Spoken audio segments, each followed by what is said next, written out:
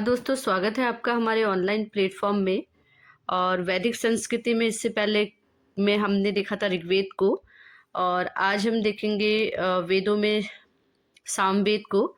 और मुख्य इससे पहले की क्लास में हमने बताया था कि वेद जो होते हैं 4 प्रकार के होते हैं: ऋग्वेद, यजुर्वेद, अथर्ववेद और सामवेद। तो ऋग्वेद को हम इससे पहले की क्लास में डिस्कस कर चुके हैं और आज हम देखेंगे सामवेद को। तो साम का अर्थ होता है गायन, और इसमें कुल मंत्रों की मौलिक संख्या 1549 है। और इन मंत्रों में इसके जो है सामवेद के केवल 75 मंत्र ही हैं, और बाकी सारे कहाँ से लिए गए हैं? ऋग्वेद से लिए गए हैं। अतः इसे ऋग्वेद से अभिन्न माना जाता है। ठीक है।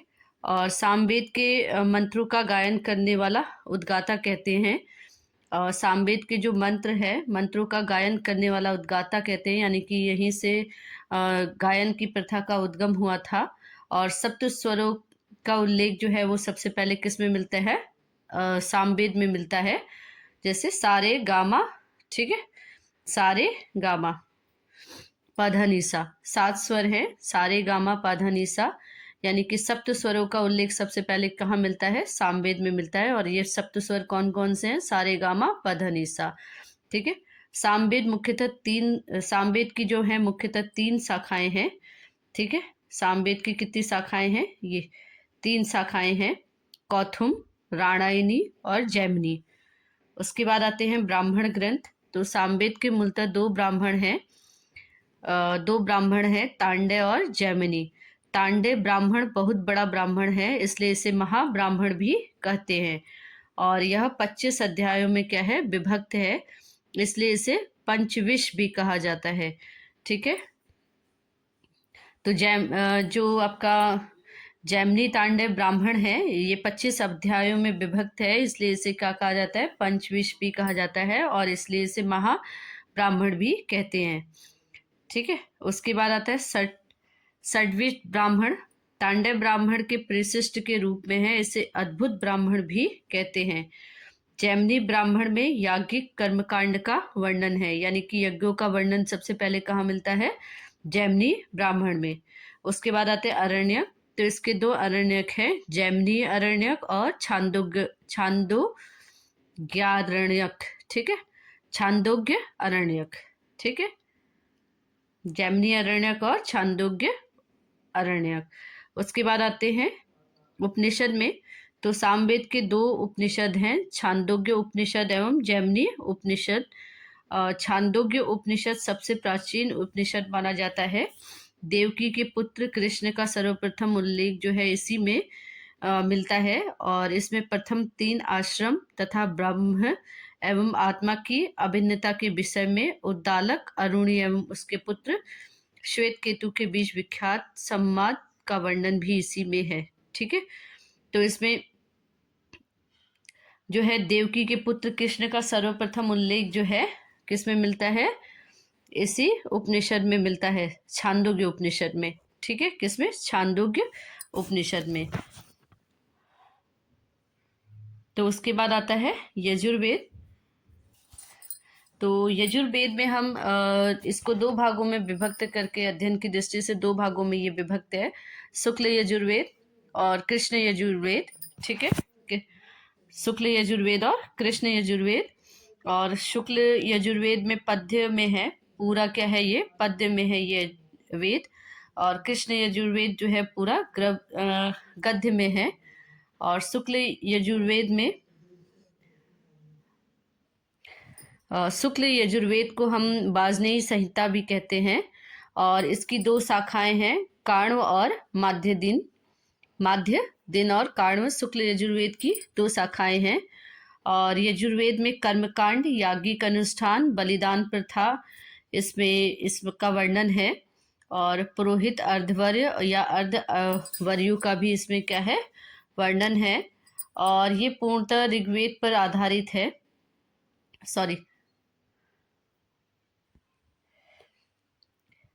तो यह एक कर्मकांडी वेद है। इसके विभिन्न यज्ञों से संबंधित अनुष्ठान विधियों का उल्लेख है।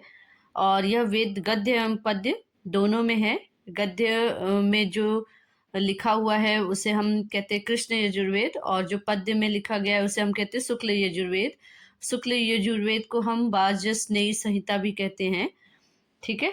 और यह वेद गद्य एवं पद्य दोनों में रचित है।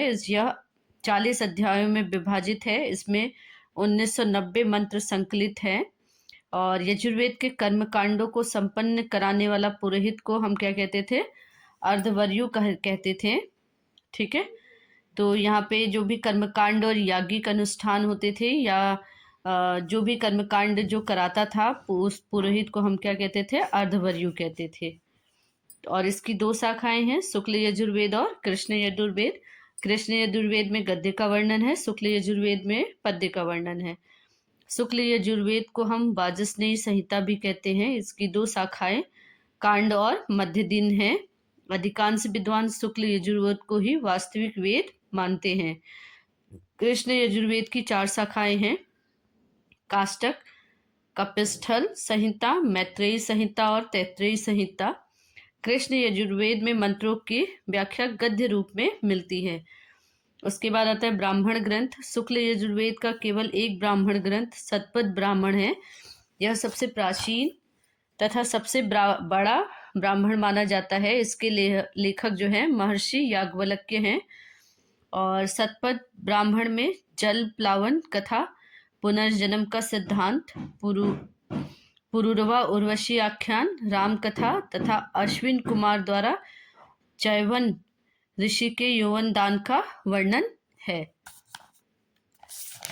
उसके बाद आता है कृष्ण यजुर्वेद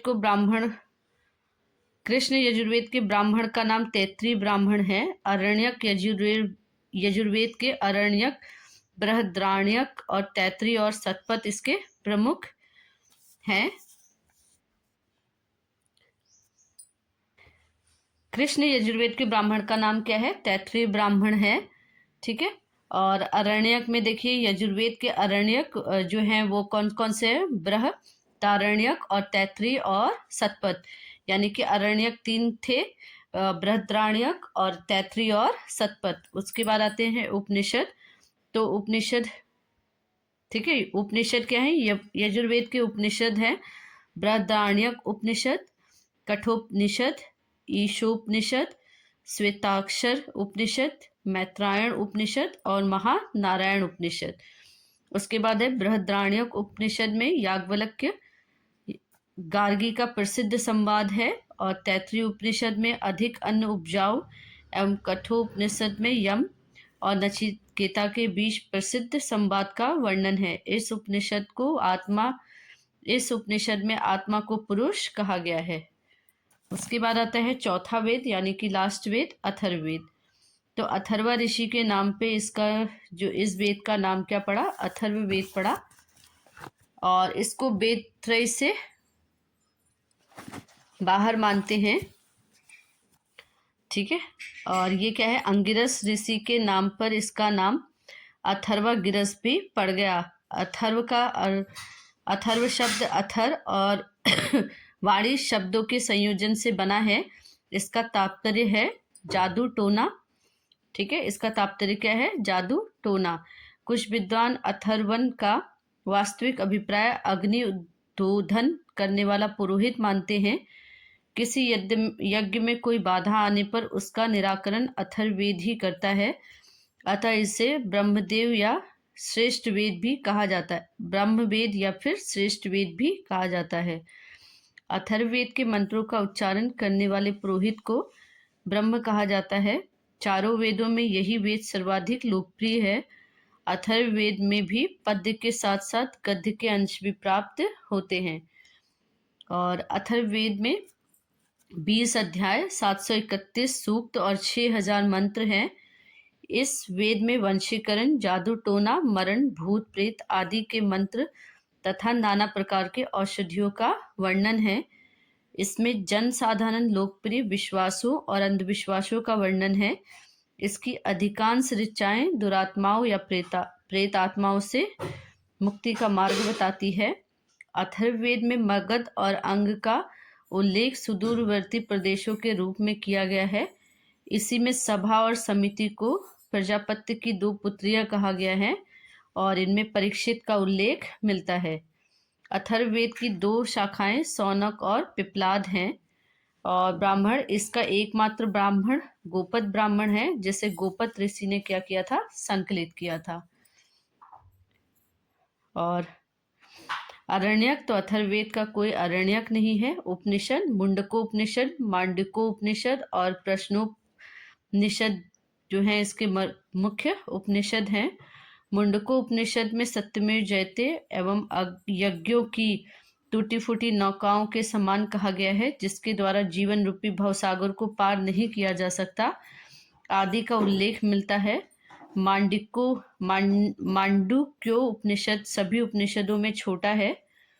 ठीक है, तो हमने चारों वेदों को देखा और इसमें अथर्ववेद जो है वो वेद त्रय से बाहर है, और ऋग्वेद, यजुर्वेद और सामवेद को हम वेद त्रय कहते हैं, और अथर्ववेद को वेद त्रय से बाहर किया गया है।